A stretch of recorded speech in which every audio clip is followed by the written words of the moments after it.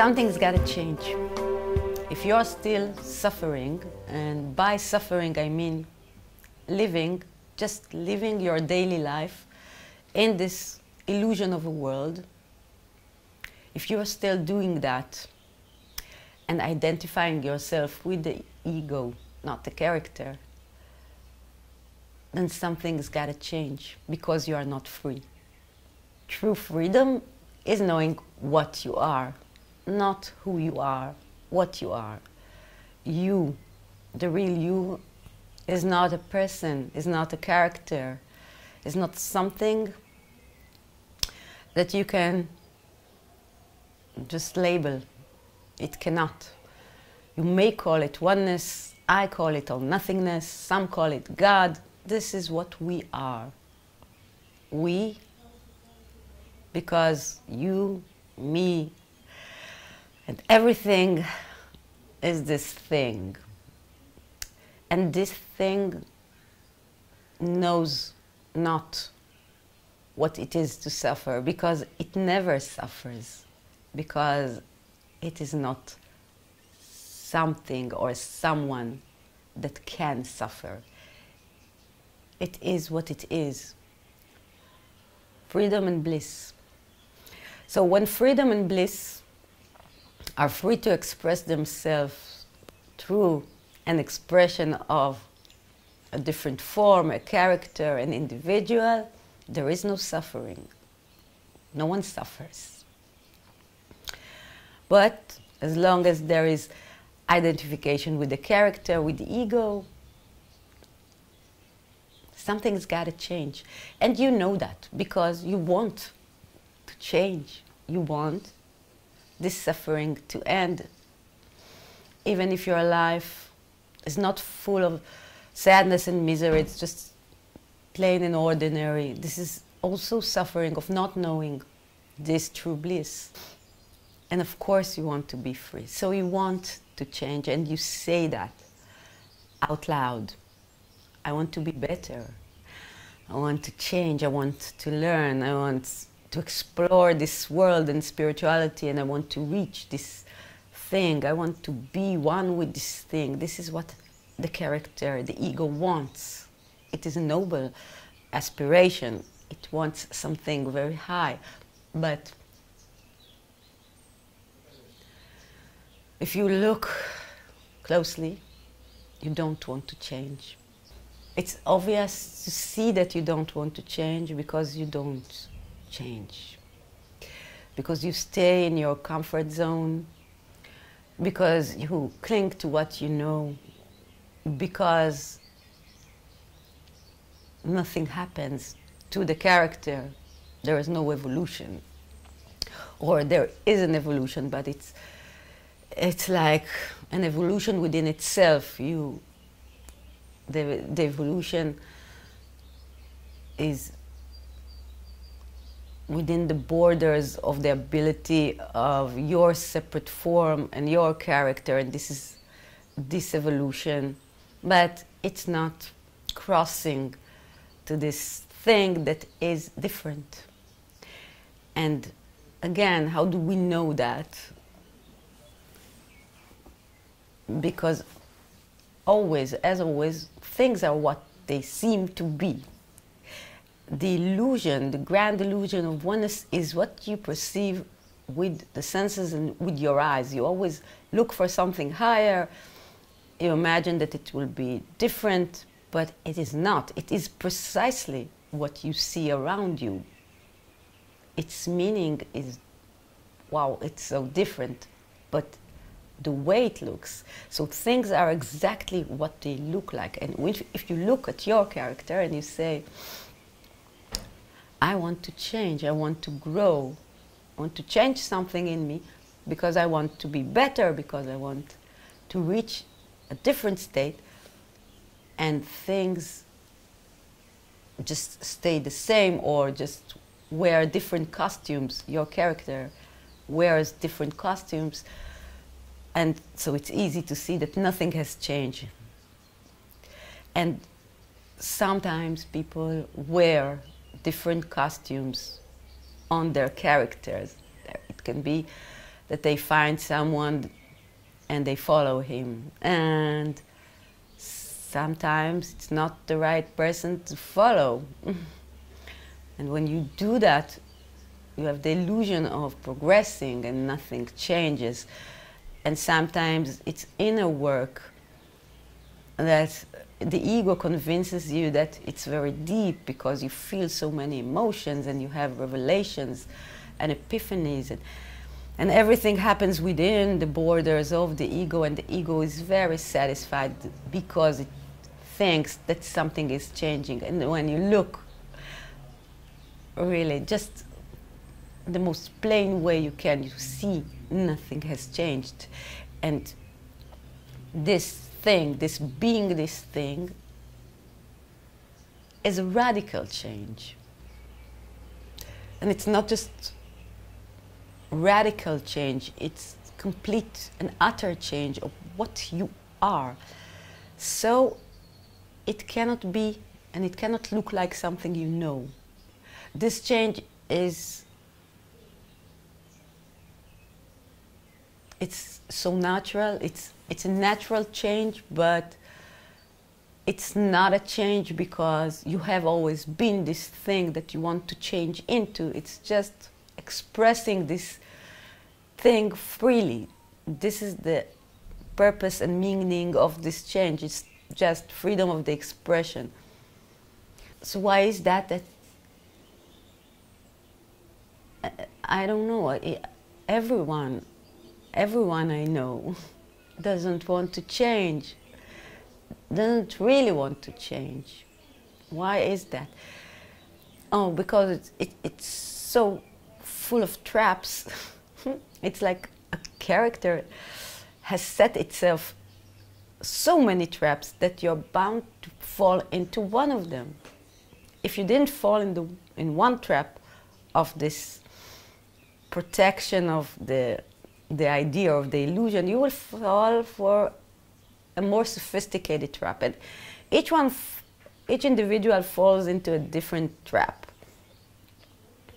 that allows him to think that he's on the right track and he knows what he's doing, and it's so funny because the trap is basically designed for the character. So there are characters and expression that will fall into the trap of religion, and it's a very powerful trap. It takes over you and gives you all the answers and pretends that it's interesting that you have questions, because in Judaism they encourage the questions, so it's very noble. They encourage you to ask, but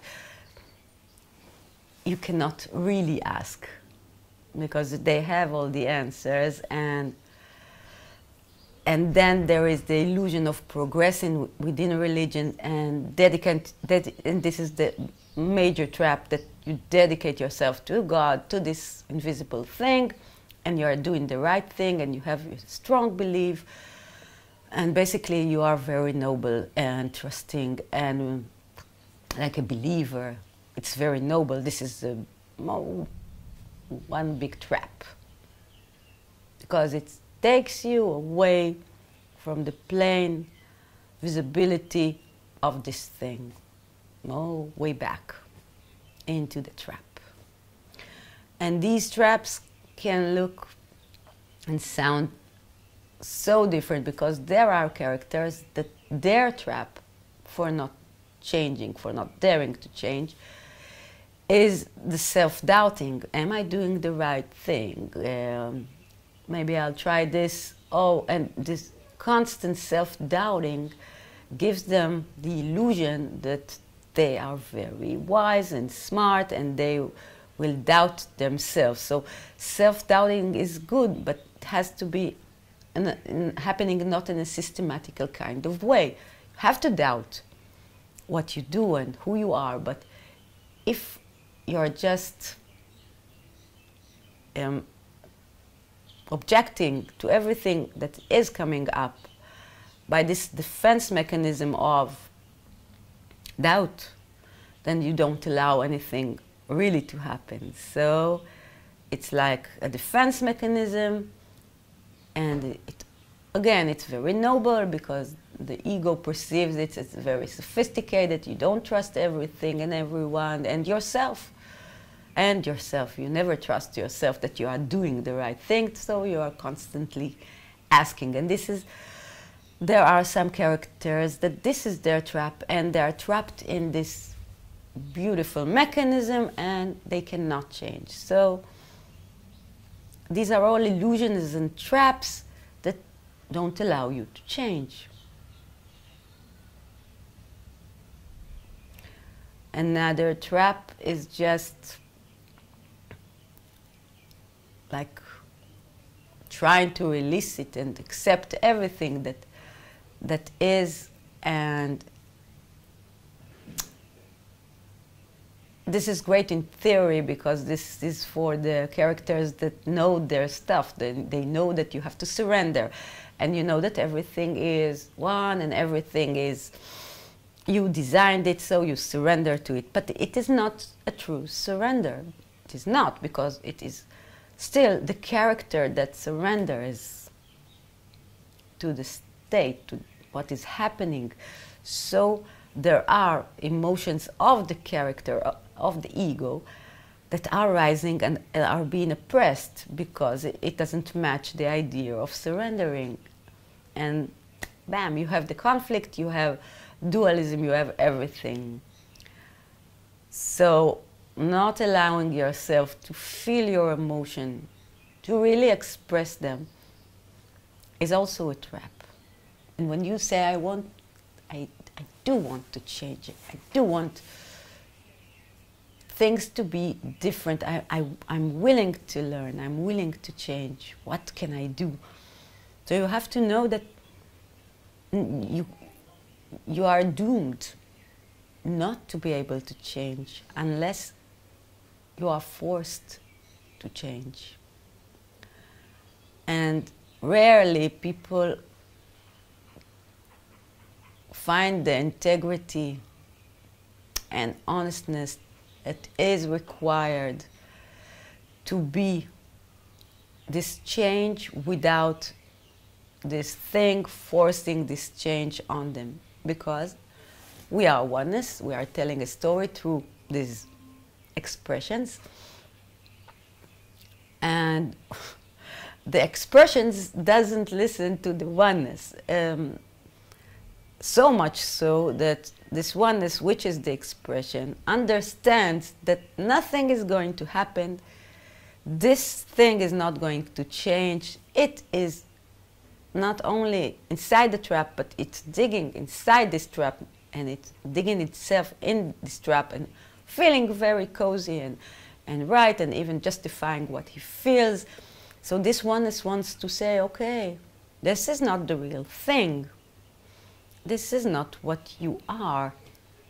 And if you cannot do that, I will have to show you. I will have to show myself. This oneness shows itself, its expression, that everything this expression is, knows, and believes is temporary and is basically wrong. So if something inside the reality of the character changes by force, the character has to doubt its very existence, because it has built a structure, and in this structure it is very secure. This is how it is built. So there are layers, and the character, the ego, just moves through this structure, and it is very safe. And then oneness comes and just breaks one of these layers in a way that collapses the entire structure, and then the separate form, the character, looks at this once something stable, and now something that she cannot recognize herself in it, and she has to ask herself, what is this? Who am I? I was sure that things are this reality. I was sure I was on the right track, and now I can see I was wrong all along. Something is so powerful without my control, and I have no control over this thing, and I have no control over anything, and all my belief system is shattered. So now I'm in the point of not knowing. And the point of not knowing is the point before the person came into the trap, before he chose his trap. So it's a very healthy place. Unfortunately, for the character to change, it needs to be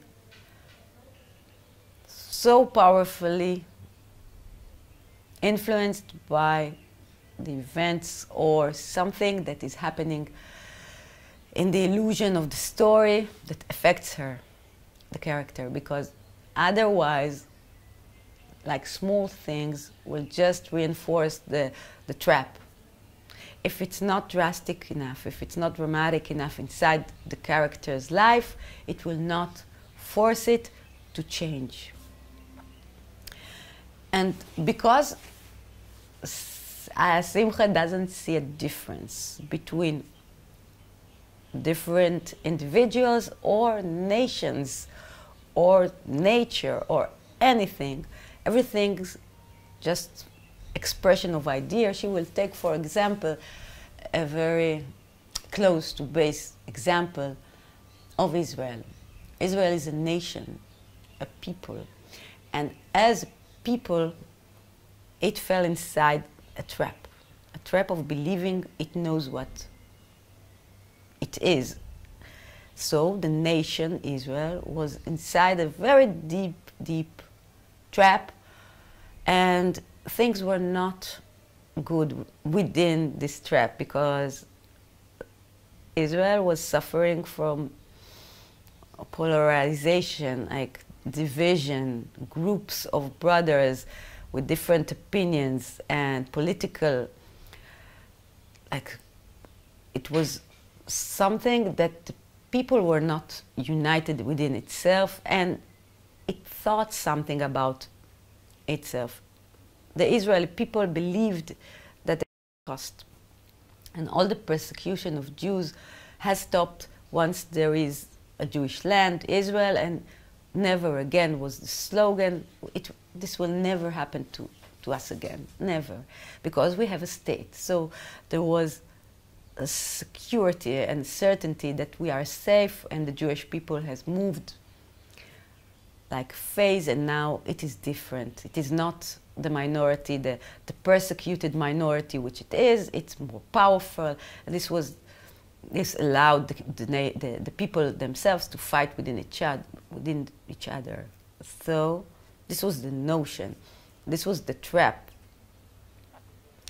Inside this trap, of course, there was God and religion fights, and everything was just like a mixture of what this nation is, its character.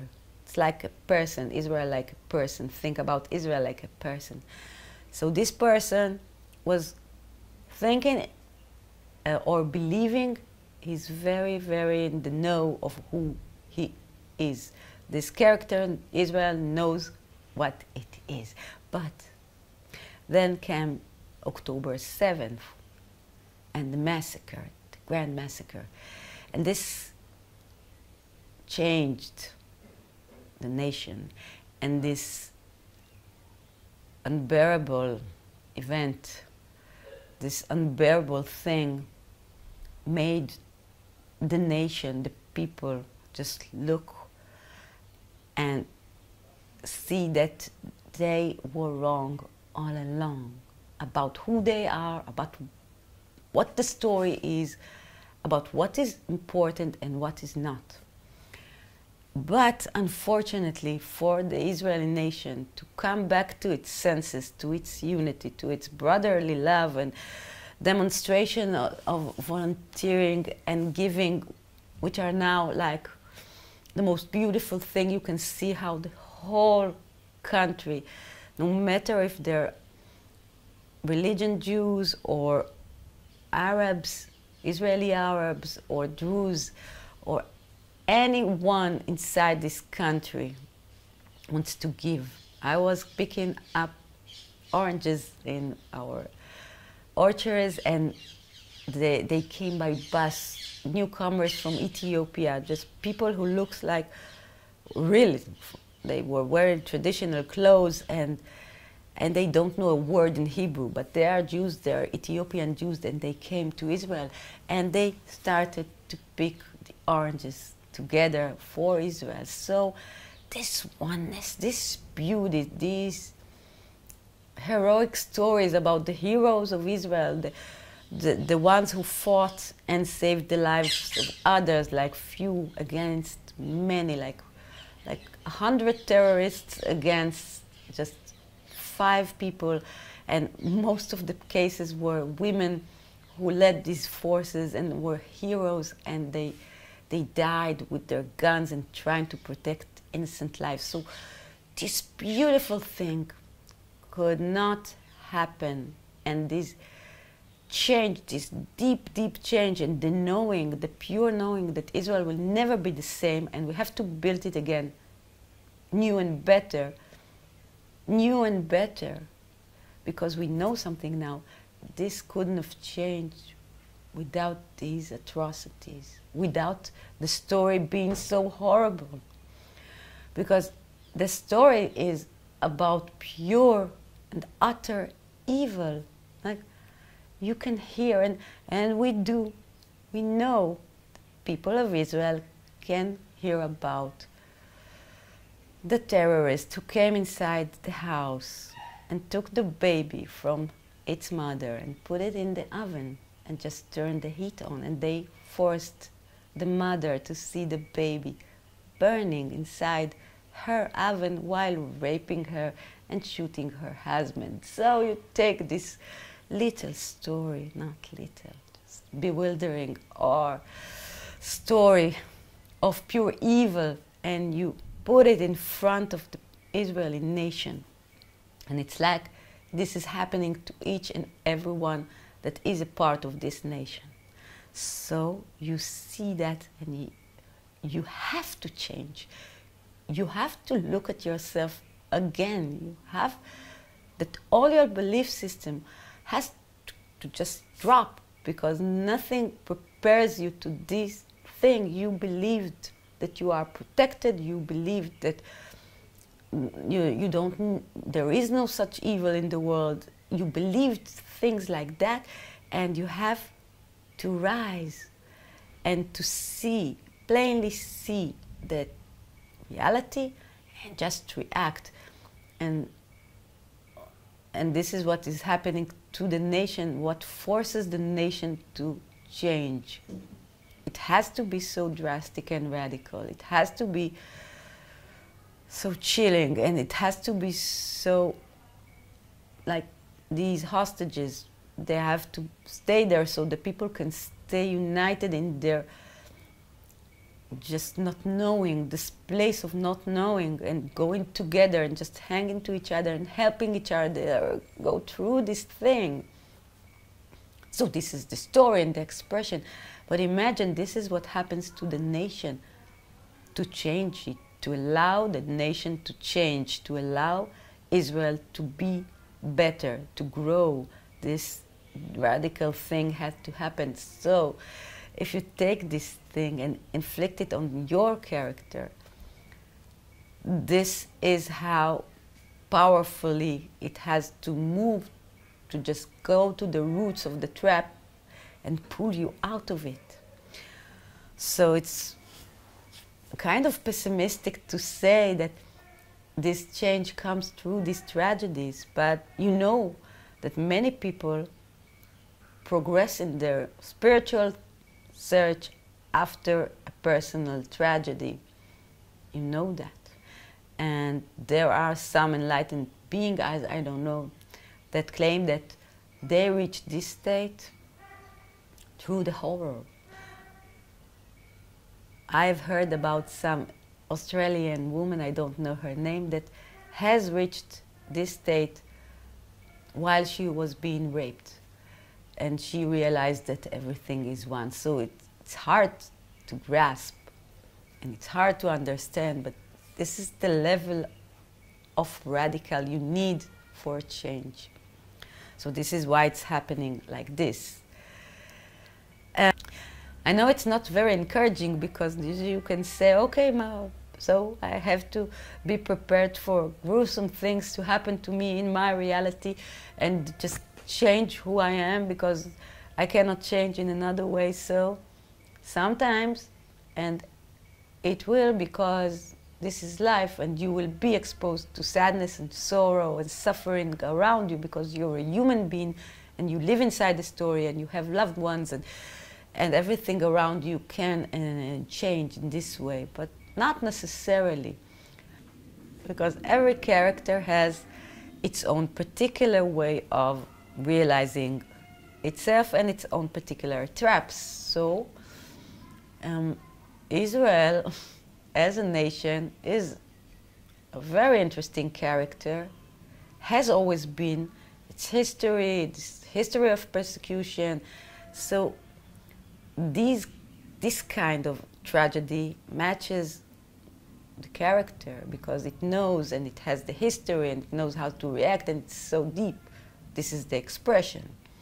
But another nation or a different can will move through a different process that is more suitable for it. And I think that if you take this case, Israel is like in front of the camp. We say the one who is going in front of the camp, because Israel is way, way here in the level of its development and growth through suffering. This was always her story, the story of surviving. And it's not the story of every nation, and so it's not the story of every character. There are characters that their story will make them grow in a horrible way, and there are characters that their story will be more tender.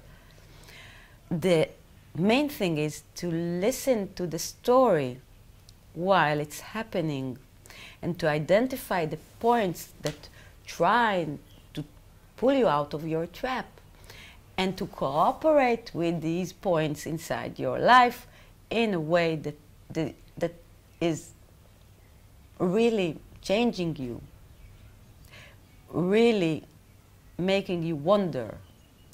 And there are certain points in different lives that there are opportunities to do that. There are not general opportunities of scholastic and philosophical training. No, they are not. They are not lying in a retreat. They are not in the meditation chair. These opportunities for growth are not and never will be in these places. These places are for the ego and for the character, and they may calm you down, they may give you a very good feeling. They will not basically and radically change you. You will change because your grandmother has said something to you or did something. This very plain woman may be the key to your growth, and something you did or something that has happened inside your neighborhood, and you decided to ignore it because it was too much effort to confront this thing, and you just let it lie, and you didn't confront evil or injustice, and you didn't help, and you stayed on the curve. You didn't take the chance to act because you were scared to go out of your comfort zone. So these are the opportunities for change. And instead of traps, there are ladders. You take the concept trap, it's like a hole in the ground that you fall into, but these opportunities are your ladders to climb up and touch the sky or touch this thing, because every time you will act in a compassionate, uncompromising, moral brave way inside your immediate surroundings, you will take another step inside this ladder. Only by acting, only by standing tall and doing the thing that is right inside your reality. It is never by getting inside and wishing it to be that you will be free. It's always freeing yourself actively. You cannot escape jail by sitting.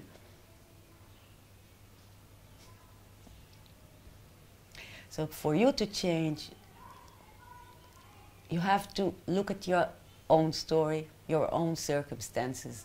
Not be afraid that every change must be so radical or, I don't know, tragic.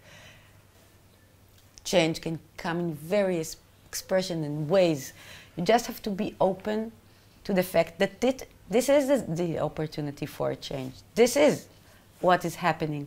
So instead of fighting it, cooperating with it. Instead of ignoring it, just looking what it wants from you. Instead of being so strict inside your reality, just bending yourself and opening yourself to new possibilities and new ways of acting. You have to. If you want to change, if you want to get yourself out of your trap, you can look and ask yourself, what is my trap? It is an interesting intellectual exercise, but it is not going to help you. Even if you identify your trap, you cannot climb out of it unless you have a clear way, like a ladder of actions inside your immediate surroundings, inside your community, inside your family. What is it that you are still doing the same? What is this thing?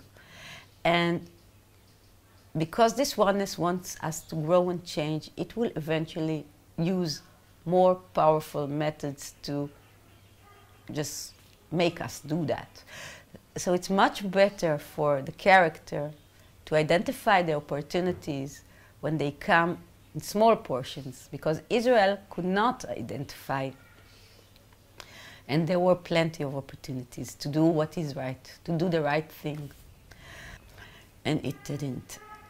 It didn't work as it should have worked. And if it did, none of this would have happened. So this ill-used of being led to this tragic event that said, like, this is the last. I have to take like desperate measures to get your attention. You didn't pay attention to me before.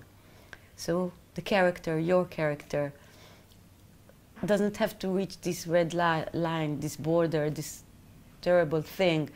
There are opportunities every day along the way to take this ladder. There is a ladder inside the trap. Every second you can choose to climb out of this ladder. You just have to see it. It's like it is hiding from you inside this hole.